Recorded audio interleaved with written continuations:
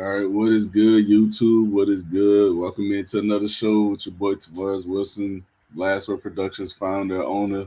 I'm your host, and you always know I always get the last word. So another week in the books for the Dolphins, another L. But before we get into all of that, we're gonna talk about all that stuff and what we thought of the game. Gotta always introduce my co-host with me, my boy Larry. Larry, how you feeling tonight, my boy?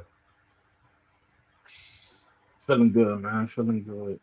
It's good, job. All right.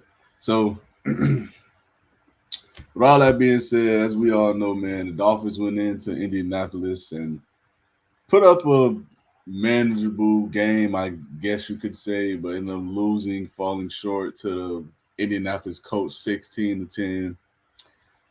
And before I get into my thoughts in the game, let me just give you all some numbers so we can know what we're looking like, man.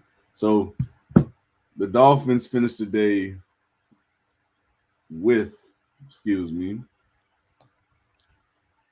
Dolphins finished the day with their top rusher being Devon A. Chain on 77 yards on 15 carries, averaged a little over 5 yards a carry. Raheem Mostert, 11 rushes, 50 yards, 4.5 average. He had a costly fumble in this game. We're going to talk about that. Jalen Wright ran the ball well as well. 5 carries for 33 yards, 6.6 yards a carry. And the receiving end, this is what we really got to talk about because I have no idea what's happened to the two guys that's costing you damn near 2 million. I mean, not 2 million, $60 million this year. But Jonnu Smith, 7 receptions, 96 yards, a touchdown. Alec Ingold, 1 catch, 25 yards. Yeah, that's right, ladies and gentlemen. I named Alec Ingold before I named Jen Waddle, before I named Tyreek Hill, before I named Odell. Alec Ingold is your second leading receiver in terms of yards in this game. 1 catch, 25 yards. Jalen Waddle, 1 catch, 11 yards. Malik Washington, 2 catches, 9 yards. Tyreek Hill, 1 catch, 8 yards. Just not a good day for the offense, man. And the defense didn't make it any better because they didn't have a sack on the day. The defense, yeah, Anthony Richardson and the Colts couldn't really do much. But again, man, a lot of that came down to Anthony Richardson just simply not being ready. He's simply just a raw specimen playing the position. Doesn't really understand coverages, how to read defenses, doesn't know how to go through his progressions swiftly and quickly enough at this level yet.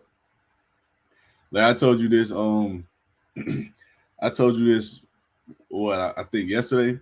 If Joe Flacco would have played, this team would have lost by 28 points easily.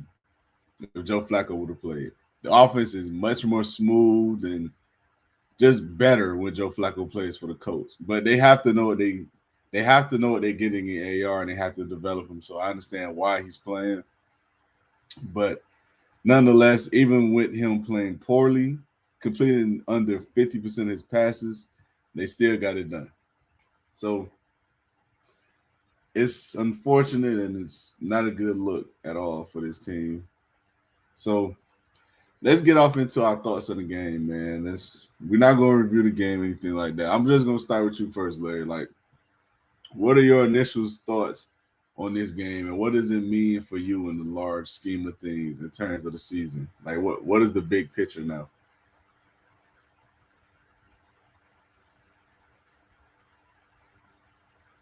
The big picture is rough. It's rough to from at least what it shows now is either the scheme only fits one particular player. It can't bring out the latent potential within none of the other quarterbacks into the scheme. It might be an issue. It might be a change for either play calling or the fixes in the system because to come out there and score 10 points against the Colts who were obviously struggling throughout the course of the game from the run defense, um, from the run defense, allowing John Smith to get 96 receiving yards and making it seem like they're locking down our guys, like you just said, putting 60, 70 million into these guys. And Waddle had what? One catch? Yeah, him and Tyree both had one catch. And they only both had 2 targets the whole game.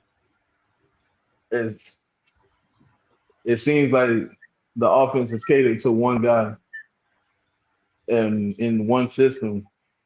And that is yet another guy you're investing a lot of your money into, who is constantly injured. It looks like I can only go this way. If I don't have this, nothing works. That is not how the NFL is played. You having a grimy game against a Colts team that they struggling. I don't know, man. Yeah, I mean, you said it best, my boy. It's not only are they struggling, the Colts, simply put, just they aren't that good this year. Like they're not nearly as good as I thought they was going to be. I thought the Colts would be a little better, but I mean, we can just look at the total defense and total offensive stats. If they're not last in the league, they're middle of the pack. I mean, if they're not near the last, the bottom half of the league, they're middle of the pack. Total defense, they're 30th. Passing yards, they're 23rd. Rushing yards, they're 31st. Points, they're 12th. 39 percentage, they're 25th. This is a bottom 5 defense across the board. And you put up 10 points. It's inexcusable. I get it, man. I know a lot of people want to use the excuse or the reason or whatever they're going to call it of the quarterback position. That, we got one guy who is the only one that's capable of running this system. Without him, it's not going to work. It can't work. This, not the third. Listen, this is a results-driven league, bro. If you're not producing the results, no one is going to care about the excuses. No one. And as they shouldn't. And the reason they shouldn't is because, it's too much talent on the team to sit here and tell me they can't get the ball to Tyreek Hill and Jalen Waddle at least 5 times a game. It's too much talent. It's too much talent. It's too much ways you can scheme guys open these days. and it's just too many. It's just too many ways that they both can hurt you. Like they both can line up in the slot. Both can line up outside. Both can do receiver flares, receiver outs, receiver screens. Keep it simple. They ain't got to run 50 yards down the field every play to get the ball. And by the way, you had mentioned it before that the best ball Tyler Huntley probably threw all Sunday was an incomplete pass. And that was because his Tyreek Hill, his number 1 receiver, let him down. Honestly. So was a great throw. Some of this stuff does fall on those guys too, and they're not excused of blame because at the end of the day they have to be better. Point blank, period. They should never leave any game with just 1 catch each. Never. It should never happen. Never. Especially against a team that's bottom of the barrel in terms of their defense. They should never leave a game with just 1 catch and 2 targets each. It should never happen, bro. And for it to happen under Mike McDaniel's watch with this talent, this is just adds to the plethora of reasons that I've already given to why I think it's simply time to move on. The coach, the GM, the quarterback, it's time to move on, in my opinion. Like, it's not good enough. And it won't be good enough. It can't be good enough. Because while we have talent across the board, the key positions and the key executives you need to actually be top notch in order to compete in this league, like we've seen for years now. We see it with Mahomes and Andy Reid in Kansas City. We've seen it with Brady and Belichick for years. We see it right now with Harbaugh and Lamar. We see it with even Josh Allen and Sean McDermott. You need the head coach quarterback combo to work And you need a GM that's going to put the talent around those guys to make it excel. We don't got none of that right now. The GM is a lost cause. The head coach, for my money, all accounts, to me, is over. I know some people still are holding their reserves and keeping faith in them. I'm done. I've lost that faith. I don't care if they win the next 6 out of 8 games. I'm done. I can't You don't care if we win the next 6 out of 10 games? I mean 8 games? No. And the reason I don't care is because it's doing nothing but selling false hope yet again. Yet again. That's all it's doing. They're not going to the playoffs or beating anyone, bro. They're not. They're not about to go beat anyone. The goal isn't just to make the playoffs. The goal isn't just to win the division, even though you haven't done that either. The goal is to compete for Super Bowls. And they're not close to it right now. They're just not. Like, no, who gives a shit anymore about the 8-6 and 9-5 records, bro? Who cares anymore? What are you doing come December? What are you doing come December? And the answer is nothing. They're not winning playoff games. They're not winning their division. They're not even competitive against the better teams in the league. Bro, we ain't been playing no top dogs, bro. We've been playing the Colts, the Patriots. Those are the last 2 games we played. We got Arizona this week. Again, another team that's not necessarily a top dog team. Like, we're playing the bottom half of the league, and it's been a struggle week in and week out. What happens when we play the actual contenders? What's going to happen when we play Houston? What about Green Bay? What about, excuse me, what about when we play the Bills again? What about when we play the 49ers? Yeah, I know they got some stuff going on right now, but Christian McCaffrey will be back by then. What about when we play these teams? Do we just throw the towel in? We got some comments from Facebook from Mason. Said, man, the Colts some bunny buns. Yeah, the Colts not good, man. The Colts not good. Vikings got 6 games now with a bunch of bums. I don't know about bums, but the Vikings definitely are good. Hey, bro, just blitzed them. Jordan Love and CJ Stroud couldn't mess with Flores. Hey, that's another guy that came from Miami. Not that I want Flores back by any means, because I don't. I think like I said before, I think some dudes are just better coordinators than they are head coaches. But I'm just saying he's doing something right over there. That's all I'm saying.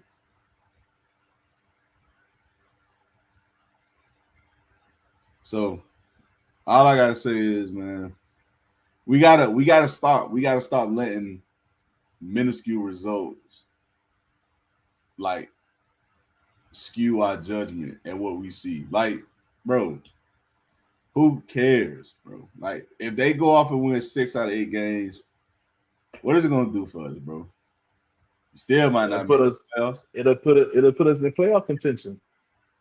And beat who, Larry? That's what I want to know. Who you out of all the teams you think that's gonna make the playoff or in the playoff picture? Who are they beating? Who do you honestly believe they could beat? I mean, that's barring my team healthy.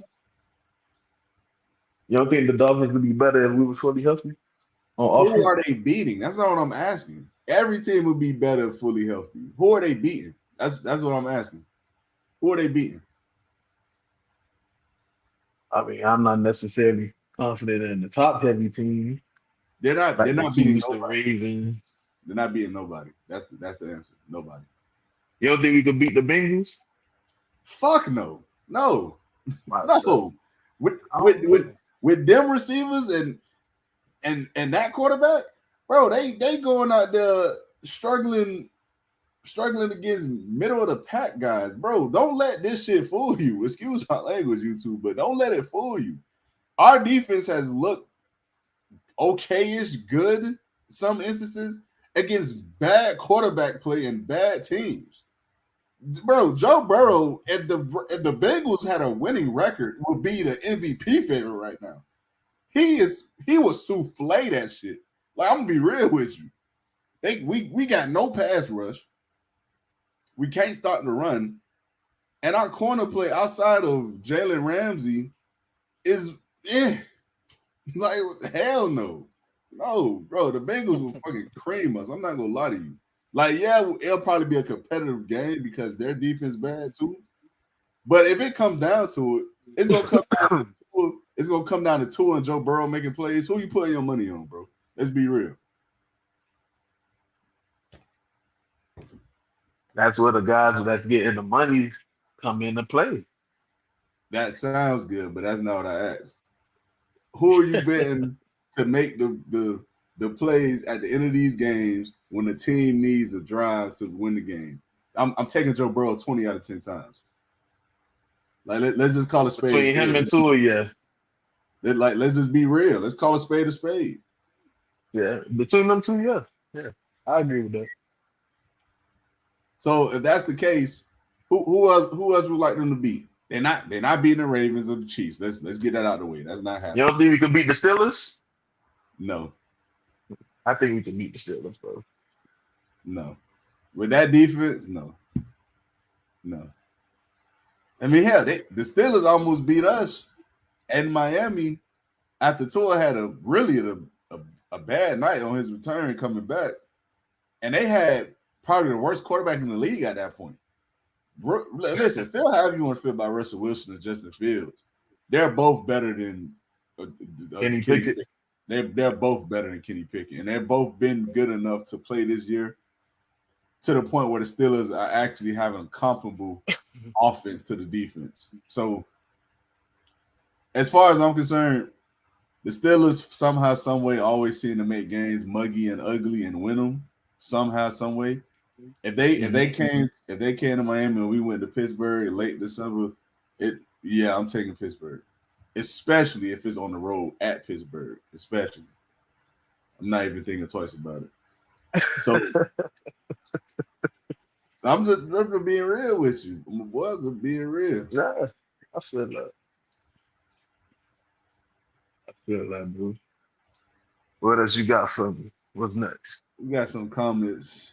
My boy You check said, them out. "Y'all crazy to let him lead." They're talking about Flores. I mean, I don't really think it was crazy to let Flo lead, man. Like I said, man, some dudes are better coordinators than they are head coaches, and I think he's one of them. It's not that I don't think he can't be a good coach. I just don't think he can't be a good head coach. Like some dudes can't lead, be a leader among men. Some dudes ain't got the personality or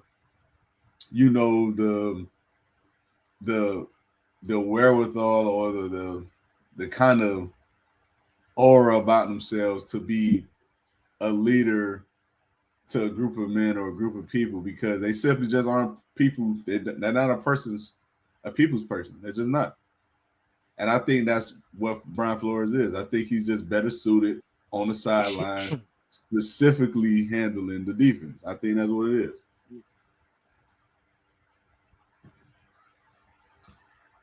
He a better DC than head coach for sure. Tua, I got love for, but Flo ain't no offensive sugarcoater.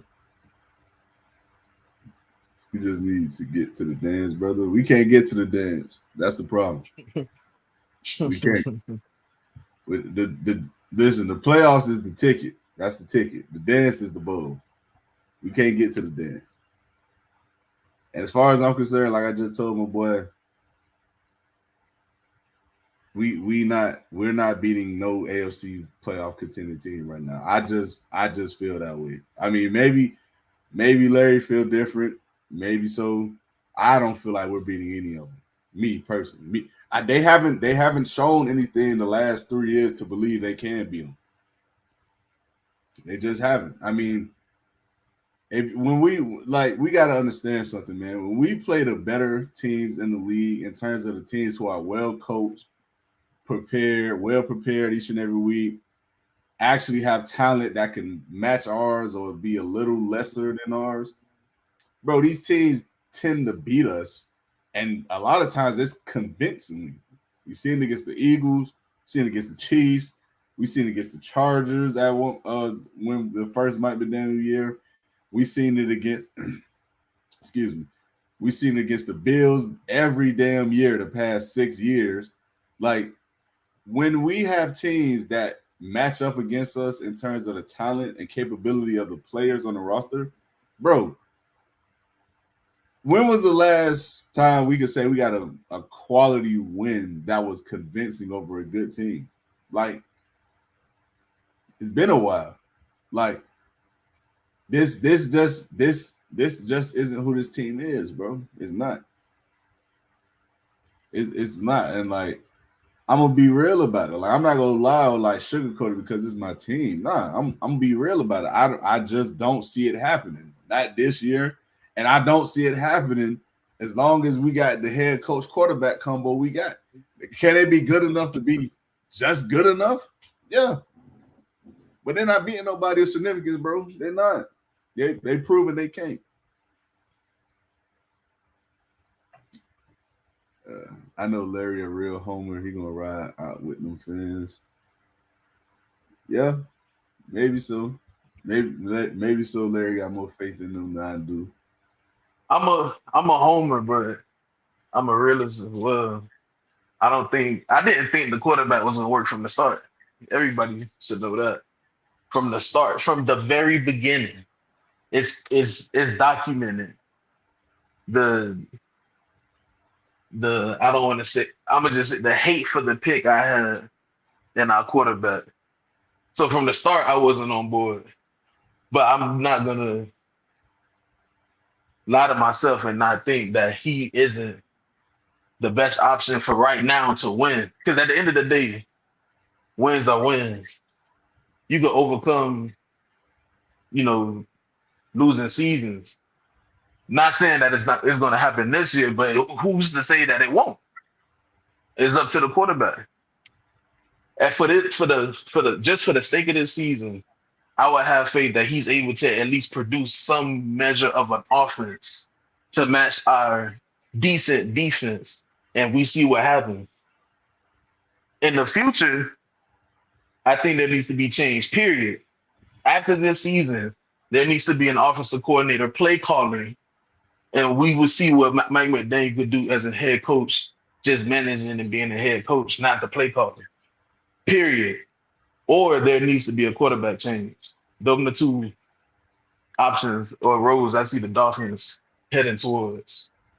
Because this season, from the looks of it now, is failing.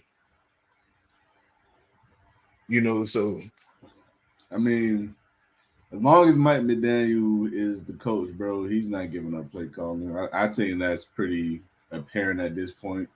If he ain't give up play calling when it absolutely completely plummeted to the ground at to this point with the offense, he's never giving it up, bro. Let's come on. Let's not even waste our time talking about getting the OC to call plays. It's not happening. He's going to call plays.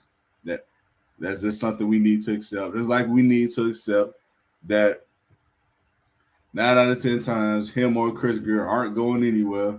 And it's going to be the same exact situation we've been in, stuck in limbo for the last 5 years with Chris Greer. So let's just call a spade, bro. Like, it's not happening, bro. They're not. He's not giving up play calling. He's not going to hire a new OC as long as Frank Smith is available in there. And they're not 9 out of 10 times they're not moving on from the OC or the head coach. Y'all, you think y'all taking again for Shador, Beck, or yours? I would have no problem with Shador. Quentin Ewers, I'm iffy on. Carson Beck, I'm not gonna lie, I'm not calling Carson Beck at all. I don't think Carson Beck is good. So, I mean, I don't think they're taking. Period. I don't think this is a tank season. This is a save job season. Like, if this season just goes to utter like putrid hell, jobs will be lost. mhm. So they're not in the taking mode. They're not. It's not happening. If they're losing, it's because they just simply lost.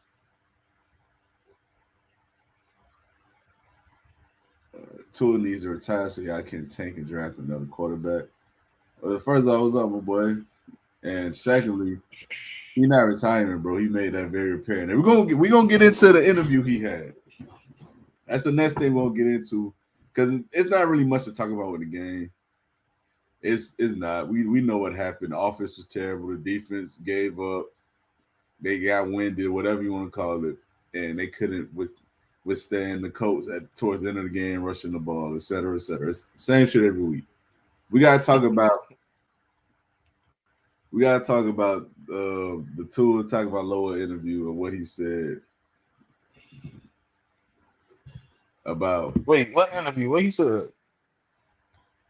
Let me join this T angle because hey, I got you next week, bro. I'm gonna start letting guest stuff. I got you next week. I promise you. Yeah, next week because next week I'm gonna start like opening it up to like different teams and discussions. Right now I just be trying to do Dolphins stuff, but let me read it to you, bro. So basically, Tua Tagovailoa had an interview in regards to the whole concussion protocol, his process, his progression coming back from the concussion, how he feels, him wearing the guardian cap, stuff like that, right? And this is some of the things he had to say. He says, "This is what I love to do. This is what makes me happy. I'm going to do it. That's it."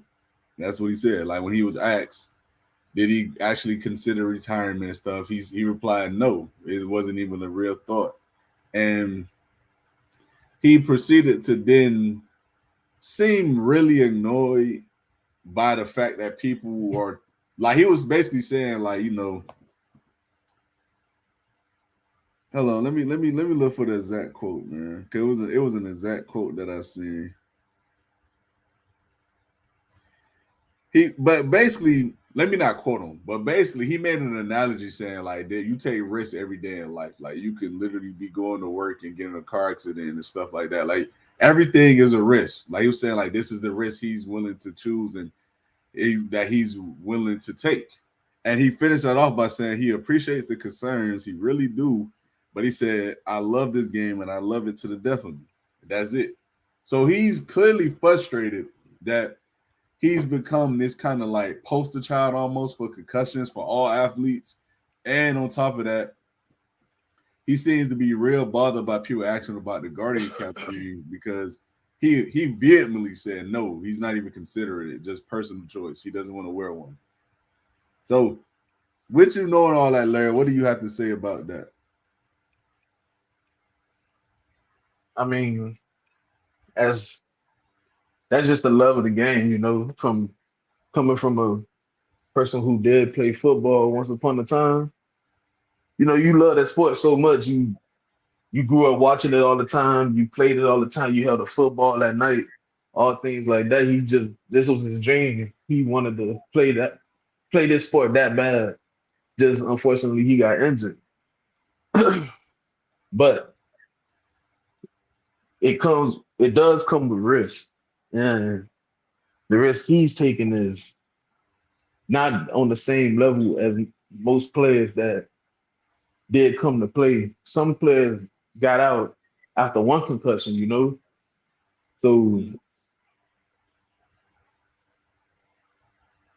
the fact that he has what 3, 4, in what 5 years? 3 years, 3, 4 years. It's man, it's not about it's really people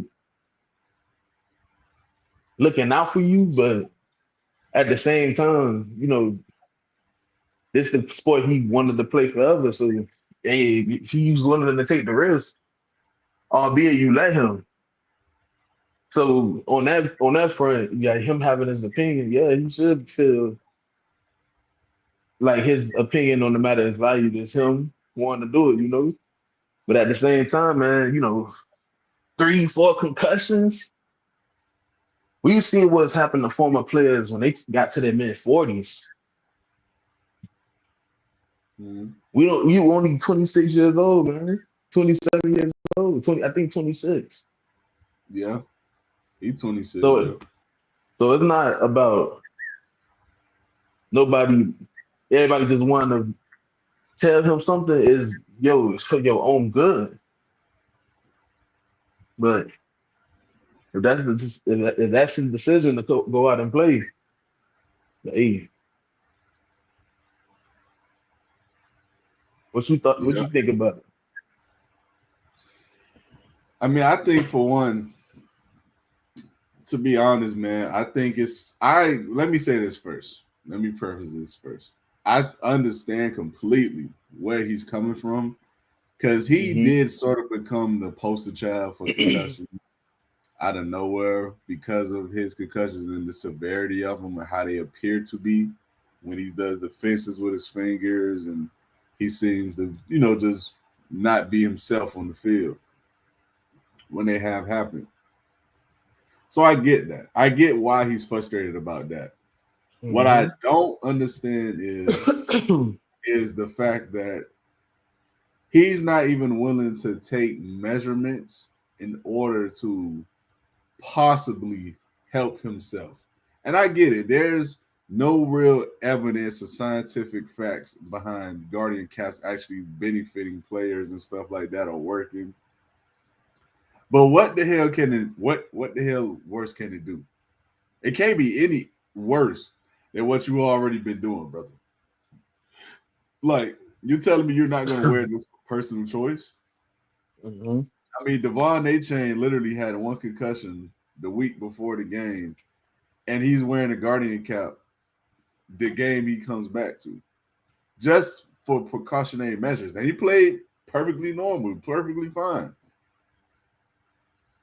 What's the harm of actually wearing a Guardian cap, bro? And then the other thing that bothered me was when he made a comparison between the sports, like, basically saying like no one does this for like boxers, hockey players, stuff like that. And that bothered me because, bro, you play a sport weekly. Weekly. Boxers maybe fight once, maybe twice a year. And that's on top of the fact that a lot of them have no choice but to, because they ain't got the money you got. Tua could walk away right now and at the very bare minimum will have 60 million in his bank account. Fully guaranteed. People people don't have a lot of people don't have the opportunity to get life-changing money like that, bro. Generational wealth.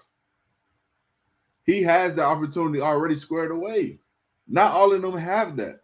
So to me, that's a disingenuous comparison because at the end of the day, you have generational wealth that you can fall back on. You got your money. The only reason why you're not walking away from the game and just say that is because you want to play. And that just let it be that. Don't throw in these other sports and these other professions across these other sports leagues trying to make it seem like you're being treated so unjustifiably unfair. When in reality, bro, like this came with it. Like bro, the media circus the Dolphins had after he suffered that concussion against the Cincinnati Bengals, they should have known this was the territory that was going to come with it. They should have known. So I mean, bro, like, is it unfortunate? Is it unfair? Maybe it's unfair. Yes, it's unfortunate. But this is what happens. This is what happens when you don't take the precautions you need to take in order to protect yourself. This is what happens when you run head first into a defender versus sliding. Now you have a consistent problem.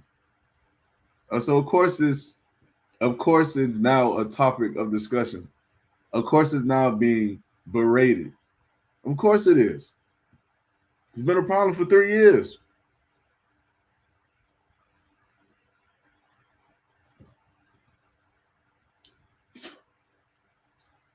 But Taylor said he's selfish, but he feels like he's getting his manhood questioned. So he's swelling his chest up trying to play. The reality is he loved the game, but he ain't taking care of himself. That's the only explanation I got.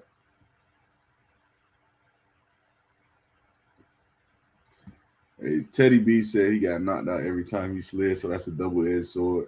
But the thing is with sliding, man, you don't see too many quarterbacks taking hits when they slide. You don't see it. You gonna take a hit as long as you upright trying to run through people. And Tua ain't a big guy. He need to be trying to slide. He not Anthony Richardson. He not Josh Allen, Cam Newton. And even those guys get hurt in those plays. He needed to just slide and protect himself.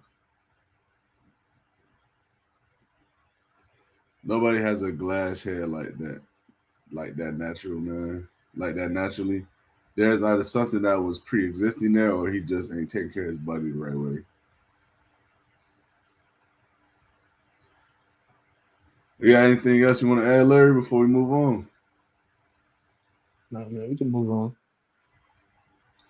All right, so the next thing I want to talk about is what I believe is a real indicative on why this team is, just to be frank, soft.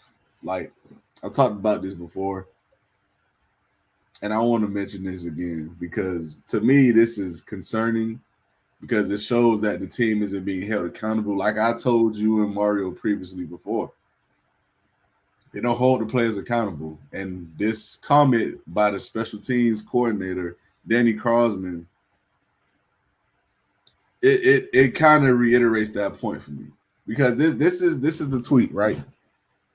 It says Dolphins special teams coordinator Danny Crosman says after a game filled with blunders. This was after the Patriots game where they had I believe it was a blocked field goal. They had a turnover on special teams and stuff like that. He says, I let guys hear it. He said, no, the reporter, excuse me, he asked if he had to let guys hear it at halftime in New England. He said he doesn't like to remind players of mistakes on game day. I want to read that to you again, my brother. He said, this is what he says. This is what he says about players. He doesn't like to remind players of mistakes on game day. What the hell does that mean, bro? You don't like to remind players of the mistakes they're making on the day of the game? For what reason? Like, how are they supposed to learn in the midst of the game if you're not even trying to correct the mistakes? If you're not trying to correct the mistakes, doesn't make sense. We just lost Larry. I don't know what happened to him, but let's get to some of these comments, man. Let's go, Colts. That was up, my boy. Yeah, y'all won it. Y'all won fair and square. That means I didn't have the time to tell them everything they done wrong. Man, that means, in my opinion, that means a coach ain't doing his damn job, bro. I'm not gonna lie. But you can hit me, my boy. Yeah, I had my left by mistake, but yeah, that was bullshit, bro. I'm sorry, my bad, y'all. Nah, it's But good. that was concerning. What do you mean you don't get on your guys and remind them of what's going on and they like grill them? You know, when did football become? Oh, I'm gonna cater to your feelings. I'm not gonna get on you about it. Just make the next play, bro. What are we playing for? Are we competing, or are we trying to be? We're trying to be here. Like, okay, I understand trying to be here, console players and everything, but it's game day. It's different right now. I don't understand that, bro. Especially when these are game defining moments in an NFL Sunday on primetime television. One play can change the course of a whole entire game, bro. Like we seen it last year consistently with this Miami Dolphins team. So I don't know what that special teams coach is talking about, but I'm not on board with that at all. At all. Yeah, as we shouldn't be, because again, that's just an excuse. It's an excuse to not hold your players accountable, and it's an excuse to not do your job. That's what it sounds like to me. And what Taylor said, he a special team coach, though, what he really allowed to say. Well, he's allowed to hold his players accountable. If they're on special teams not doing their job, he's allowed to hold them accountable. That's your at the end of the day, that's your job. Like your job is to put together a consistent, effective special team unit. And if that's not happening with the guys you have, they need to be held accountable and they need to lose their job. Point blank period. I mean, hell, look at the Pittsburgh Steelers the past game against the Jets. Look how infuriated their special team coordinator was after an obvious bad call by the referees. Like, bro, like a coach needs to be a coach at the end of the day. I don't care what group he coaching. I don't care what side of the ball he coaching. A coach has to be a coach. And right now, they're not doing that. He also said, Larry Wright, I never made a play after the coach told me, hey, don't worry, you'll get them next time. Yeah. Because they're not holding you accountable. Like it's just a little pat on the back kind of deal.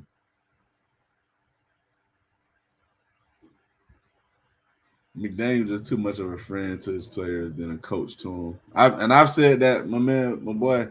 I've said that was an issue last year. I said this was an issue last year. I've been saying it this year. I've been saying it for the last 2 seasons. He's not hard on his players at all. He's not. He doesn't hold them accountable. He's too lackadaisical. He's someone who, simply put, does not get the best out of his team as a whole because he does not hold them accountable, and their lack of discipline is apparent of that. It's the same mistakes every week, bro. False starts, illegal formations, illegal man downfield. Like some kind of formation penalty is always seen to be called on this team repeatedly every game. Holding, whatever. Like it's bad, man. It's bad. These young coaches are smart, but they aren't leaders of men. You need that at a head coach. Yeah, you do need it out of a head coach. Some of these guys are smart and some of them aren't leaders, but I will say some of them are. And one of them I will say who I feel like is a leader of men and he's young and innovative. I got to give it to Sean McVay, man. Like, Sean McVay is a prime example of this. A younger guy, you can tell he takes no BS from his team. Like, even with their deprived talents on their roster right now, you can't say he's not getting the best out of what he has. They're competing in games. You rarely ever really see them get blown out, despite the fact that each and every week they're clearly the worst team. That's what a well-coached team looks like. That's what a coach team looks like when they're actually disciplined. That's what it looks like.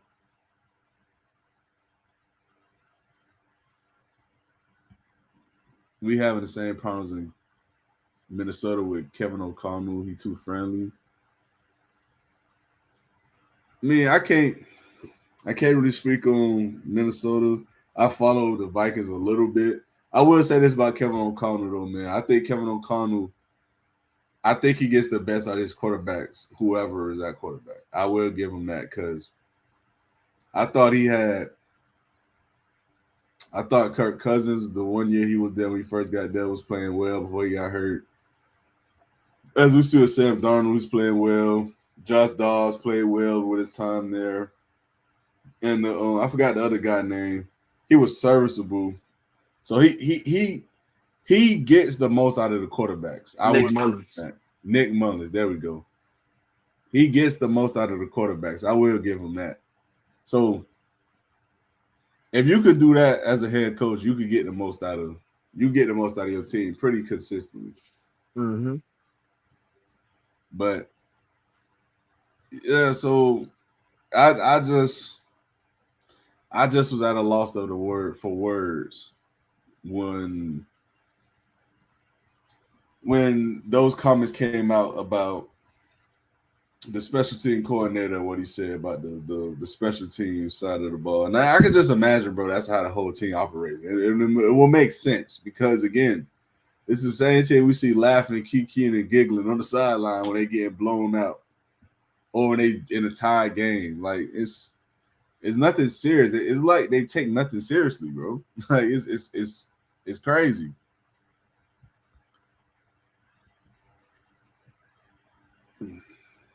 I don't know, Larry.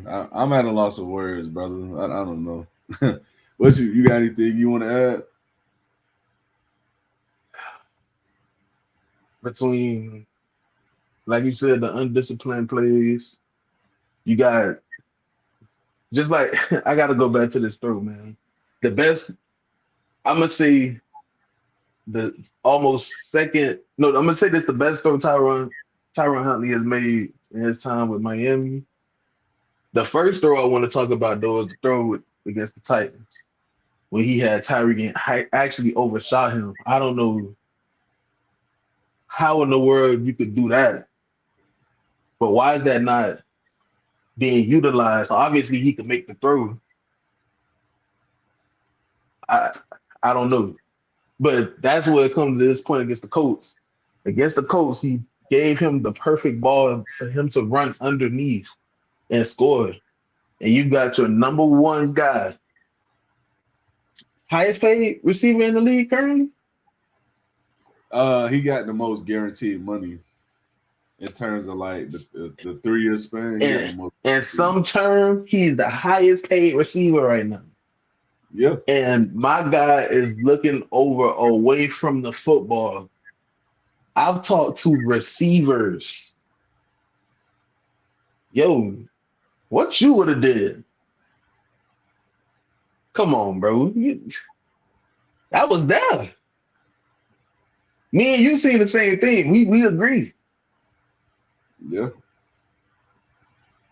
It was a good throw. You got all of a sudden Waddle not getting open. He's not getting targets. But it's quick to I just see a blame game. Oh man, it's Huntley fault. He can't throw. We need tools. We need tools. When y'all had him, y'all showed up, but we in dogfights with 4-9 teams, but we get against the big times and y'all want the same guy and nobody's performing. And it seems like there's no end in sight because it's the same consistent disappointment. That's where it gets tiring, you know. So I vote for a change to come. Hopefully it does. I don't think it is, but hopefully it does, man.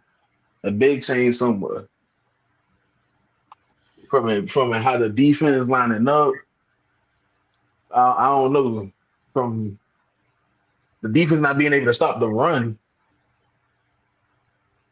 missed tackles, Yeah, they're terrible. blown coverages.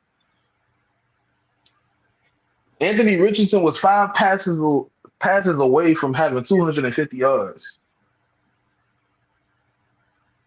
5 good passes or passes he missed.